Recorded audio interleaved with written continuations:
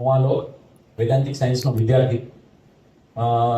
હેતુ જીવનનો અલ્ટિમેટ ધ્યેય કે હું જીવ છેલ્લે આખરે ઉર્જ્વીકરણ પામીને શિવને ખોળે બેસું.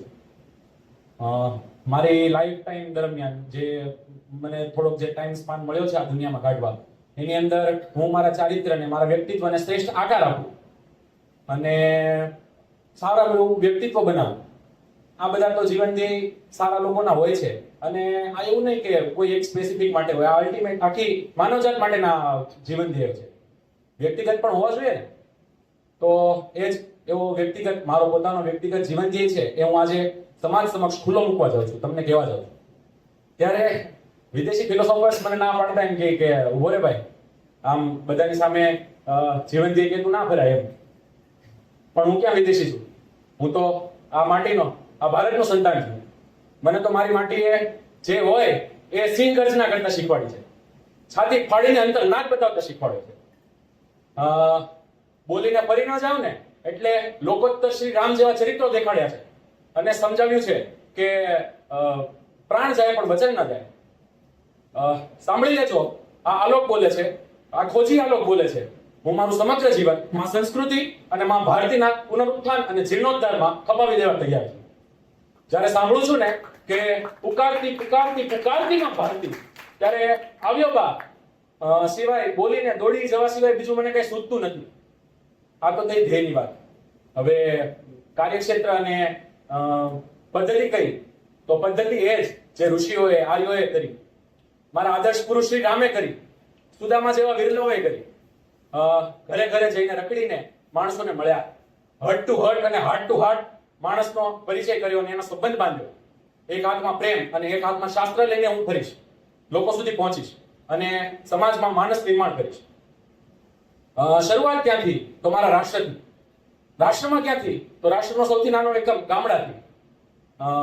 આ તો થઈ મારા વ્યક્તિગત જીવન ધ્યેયની વાત. હવે જે ઓલા આખા માનવજાત માટેના જીવન ધ્યેય હતા એનું શું? તો એની ચિંતા કરવા વાળો મારો કોર્સ બેઠો છે ને. જ્યારથી અહીંયા આવ્યો ને ત્યારે ન ખબર પડતા મારું વ્યક્તિત્વ નિર્માણ થઈ રહ્યું છે. મારી અંદર સંસ્કારો સિંચાઈ રહ્યા છે.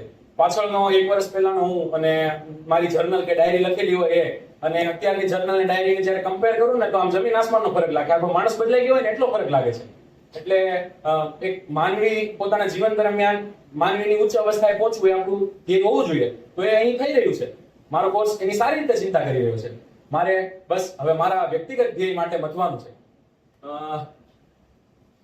છેલ્લે એવી કેટલી કિંમત ચૂકવવાની તૈયારી? તો જ્યાં સુધી મેં એવું નક્કી કર્યું છે કે 100 ગામો સુધી મારું આ કામ, મારો આ વિચાર હું નહીં પહોંચાડું ને ત્યાં સુધી જો યમરાજ પણ લેવા આવે ને તો એને પણ ના પાડવાની તૈયારી હું દાખવીશ. અને છઠ્ઠી ઠોકીને કહું છું કે જો 100 ગામો સુધી આ વિચાર પહોંચાડ્યા પહેલા હું મરી જાઉં ને તો અગ્નિદાહ ના આપ તમારા દેહ. અને ઘણું બધું કહી દીધું, કેવું જ પડે ને. આ ધરતી વીરોની છે, સિંહોની છે. વીર ભોગ્ય વસુંધરા. અંતે આ કોર્સમાં આવીને કોઈકે ગાયું હતું ને કે એક જ દે ચિંગારી એમ. તો સ્કૂલોમાં અને 12મા સુધી અમે ગાતા હતા એક જ દે ચિંગારી એમ. એ ચિંગારી અહીં મળી ગઈ છે. હવે દાવાનો જ થવાનો છે. હવે નિશ્ચિત થઈ ગયું છે કે એશ પંથ એક જ કર્મ નક્કી કરી દીધું છે. બસ આજના દિવસે અખાત્રીજ જેવો પવિત્ર દિવસ છે આજે.